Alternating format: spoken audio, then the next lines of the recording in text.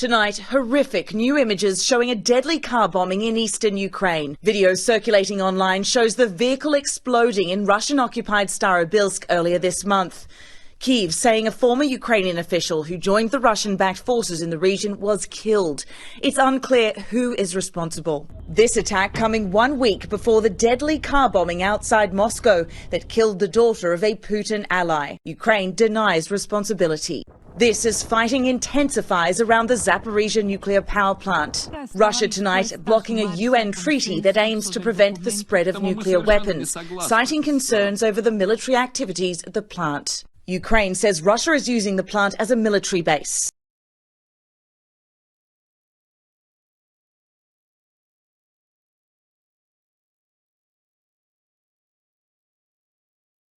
This is a so-called revenge message written on a Ukrainian artillery shell.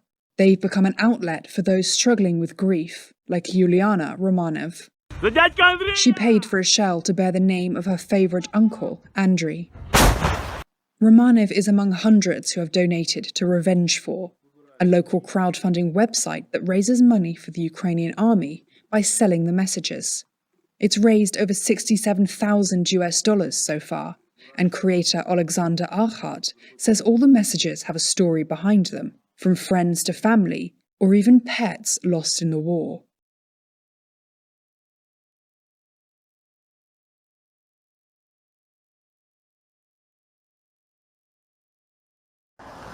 Smoke in the skies of the capital. Homes, hospitals, and businesses hit with heavy artillery across several districts in Tripoli. Clashes erupted early Saturday between rival armed groups. The fighting occurred in densely populated areas and continued into the night. City officials are calling for an end to the violence. There are two governments who claim to be in charge of the country. One recognized by the international community based in Tripoli, the other drawing its power from the country's east.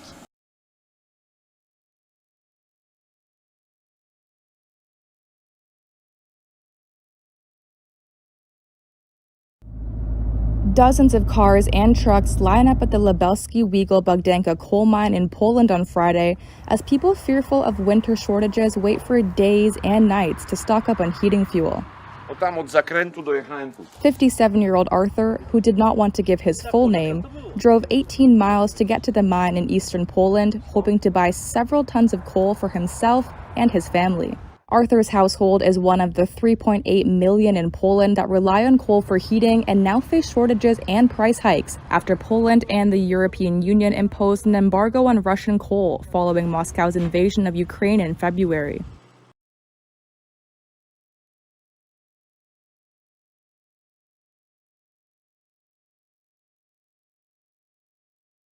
Noida, which happens to be a suburb on the outskirts of India's national capital, New Delhi, is all set to witness the demolition of two skyscrapers. The Supertech twin towers of Noida will be reduced to rubble today, and the towers were found to be in violation of certain construction norms. The construction of the towers was challenged by certain resident welfare organizations back in 2012, and finally the Supreme Court of India found that the construction of the towers was in violation of the minimum distance requirement and has ordered for their demolition.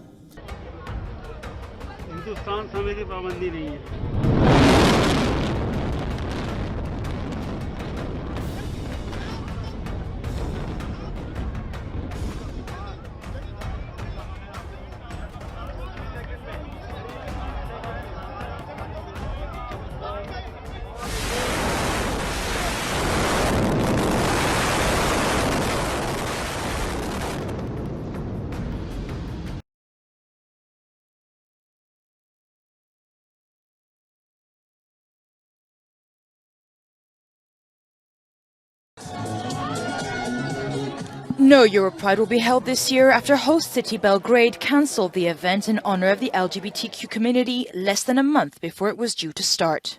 Europride 2022 was set to be held between September 12 to 18, with parades, vigils and other events open to the public.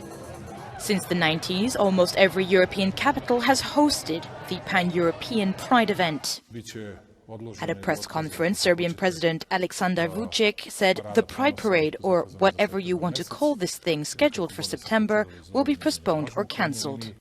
He explained that the country couldn't host the annual festivities due to an ongoing crisis with neighboring Kosovo, various economic problems and threats made by right-wing extremists.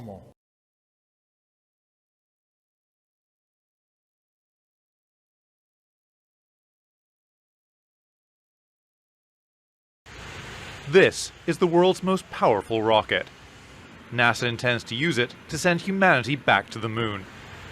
Monday's launch will be a crucial test for the Artemis mission. This is the single step that starts the journey of 1,000 miles. So we are going to launch a brand new heavy lift rocket with more liftoff thrust than the United States has ever produced, even more than the Saturn V.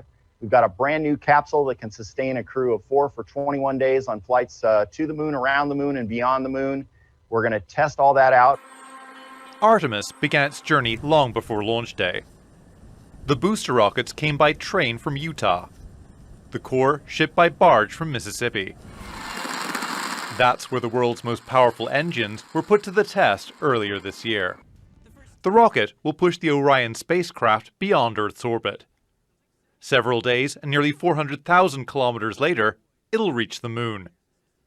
Its orbit will pass within 100 kilometers of the lunar surface. After collecting the data it needs, it'll begin the return trip back to Earth.